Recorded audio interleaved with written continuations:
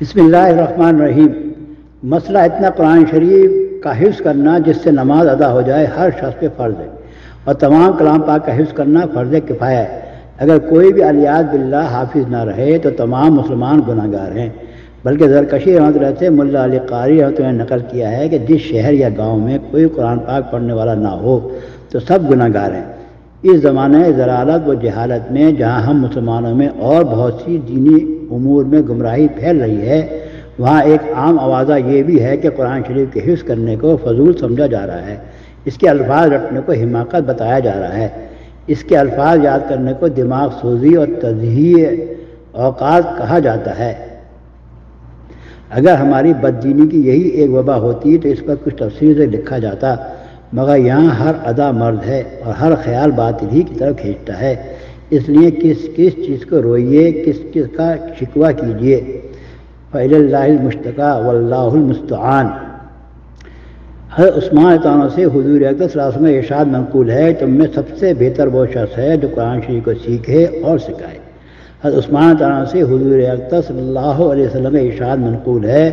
تم میں سب سے بہتر وہ شخص ہے جو قرآن شریف کو سیکھے اور سکھائے۔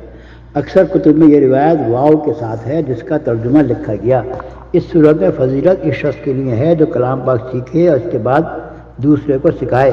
لیکن بعض کتب میں یہ روایت او کے ساتھ وارد ہوئی ہے۔ اس صورت میں بہتری اور فضیلت عام ہوگی کہ خود سیکھے یا دوسرے کو سکھائے، دونوں کے لیے مستقل خیر و بہتری ہے۔ کلام پاک چونکہ اصل دین ہے، اس کی بقا و اشاعت پر ہی دین کا مدار ہے، اس لیے اس کے سیکھنے اور سکھانے کا افضل ہونا ظاہر ہے، کسی توضیح کا محتاج نہیں۔ البتہ اس کی انواع مختلف ہیں، کمال اس کا یہ ہے کہ مطالب و مقاصد سمیت سیکھے، اور ادنا درجہ اس کا یہ ہے کہ فقط الفاظ سیکھے۔ نبی کریم صلی اللہ علیہ وسلم کا دوسرا ارشاد حدیث مذکور کی تائید کرتا ہے، جو سعید بن سلیم رحمۃ اللہ علیہ سے مرسلاً منقول ہے کہ جو شخص قرآن شریف کو حاصل کر لے اور پھر کسی دوسرے شخص کو جو کوئی اور چیز عطا کیا گیا ہو اپنے سے افضل سمجھے تو اس نے حق تعالیٰ شانوں کے اس انعام کی، اور کھلی ہوئی بات ہے کہ جب کلام الہی سب کلاموں سے افضل ہے جیسا کہ مستقل احادیث میں آنے والا ہے، تو اس کا پڑھانا یقیناً سب چیزوں سے افضل ہونا ہی چاہیے۔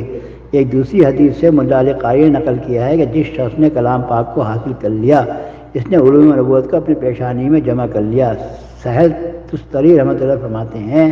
کہ حق تعالیٰ شانوں سے محبت کی علامت یہ ہے کہ اس کے کلام پاک کی محبت دل میں ہو۔ شرح آیا میں ان لوگوں کی فہرست میں جو قیامت کے ہولناک دن میں عرش کے سائے کے نیچے رہیں گے، ان لوگوں کو بھی شمار کیا ہے جو مسلمانوں کے بچوں کو قرآن کی تعلیم دیتے ہیں، نیز ان لوگوں کو بھی شمار کیا ہے جو بچپن میں قرآن شریف سیکھتے اور بڑے ہو کے اس کی تلاوت کا اہتمام کرتے ہیں۔